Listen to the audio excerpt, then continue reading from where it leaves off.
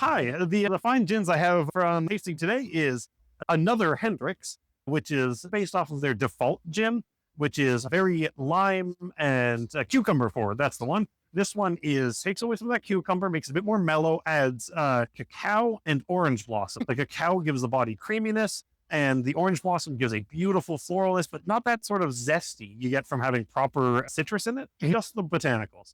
And Empress 1908, named after the famous hotel in Victoria, BC, and made with a lot of local botanicals from there, including the butterfly pea flower that gives it that beautiful magenta periwinkle color to it. And if you add anything acidic like tonic or lime, it changes to this beautiful, proper magenta, this lovely pink color. And I also made a cocktail of sorts. It's what I call a cherry blossom martini.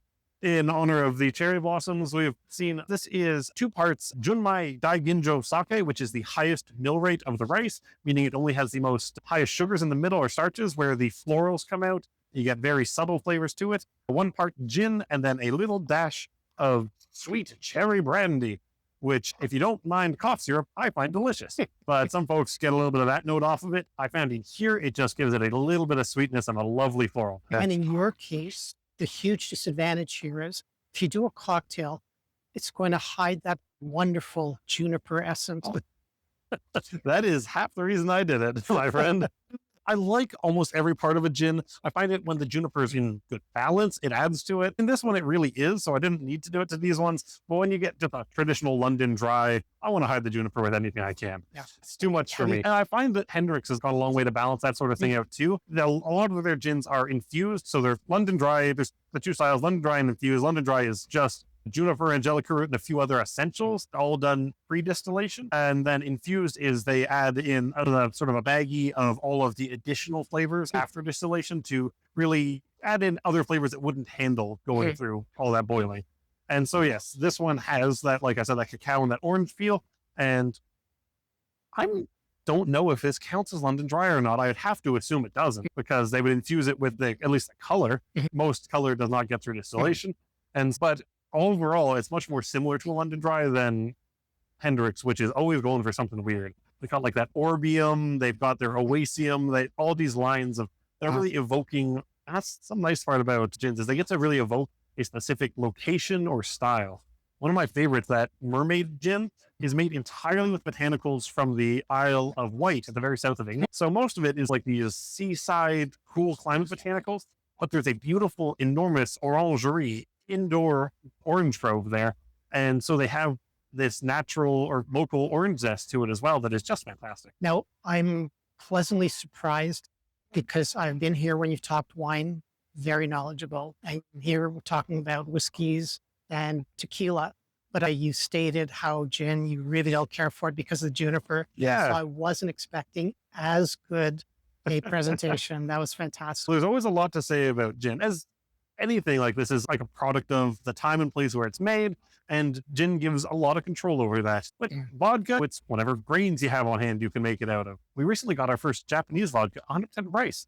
I have to look forward to trying that one, but it'll be unique. Potato vodkas from where they have potatoes, wheat vodkas from where they have wheat. Milk vodka. Yes, milk vodka from our lovely Canadian dairy. I couldn't believe it. And there's not even any lactose in it, so it's good to go.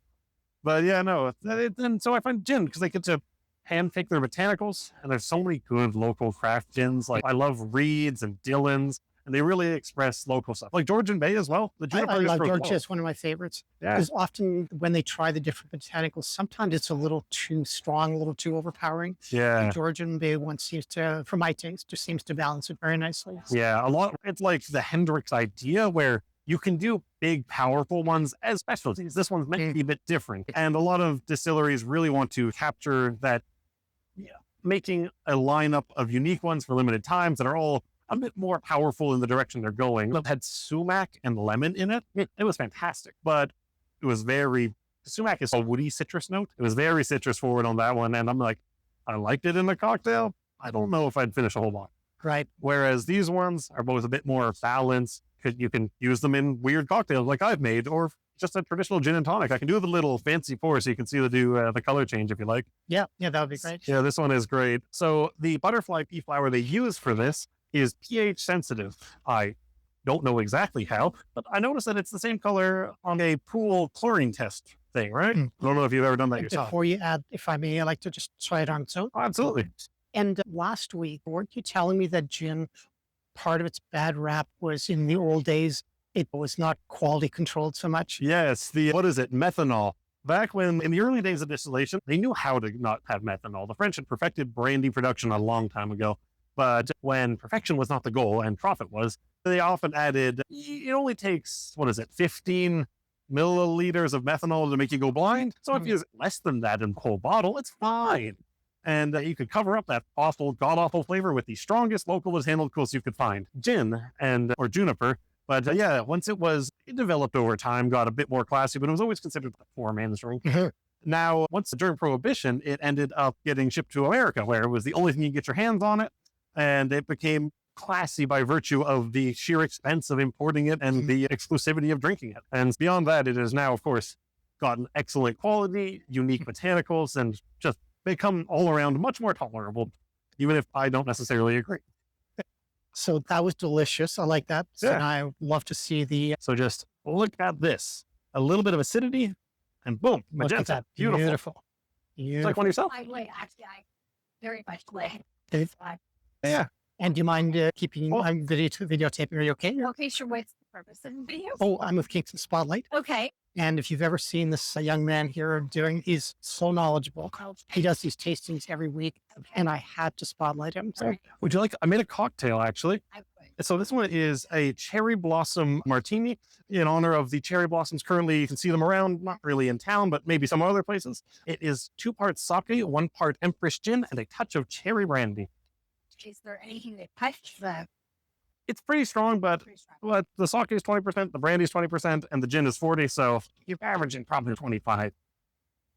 I can do cherry blossom really good. They suggested garnishing it with actual cherry blossom and letting it soak in there, but couldn't get my hands on any. So are you doing Hendricks versus Empress? Is this what's happening here? Well, they were just both on offer. They're very different styles. This one is much more traditional, floral, juniper, and botanicals. And this one has cacao and orange blossom. It's their new one.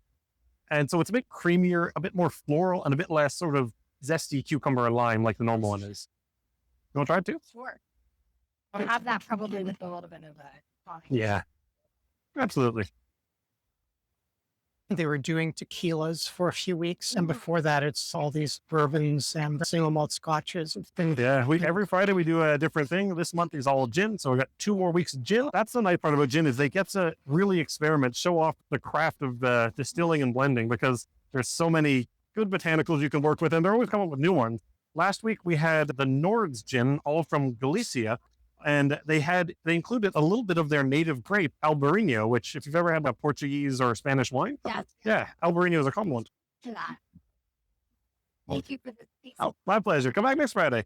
You know the story of quinine? I don't. So the reason it's called tonic, is the same way a medical tonic would be called that way, is because during the British Empire, quinine is actually a mild anti-malarial. I'm not exactly sure how it works, but it does something to suppress it. And the British officers would have their tonic ration, which is a little bit hard to stomach by itself, but you add their gin ration to it as well, and you get the traditional G&T. Wow. And that is Wow, what a great story. right, tasty. Anti-malarials explains how Bombay Sapphire was a sapphire of Bombay, aside from the actual gem itself, really represented how important it was to the Brits in where they could get malaria to have this on hand.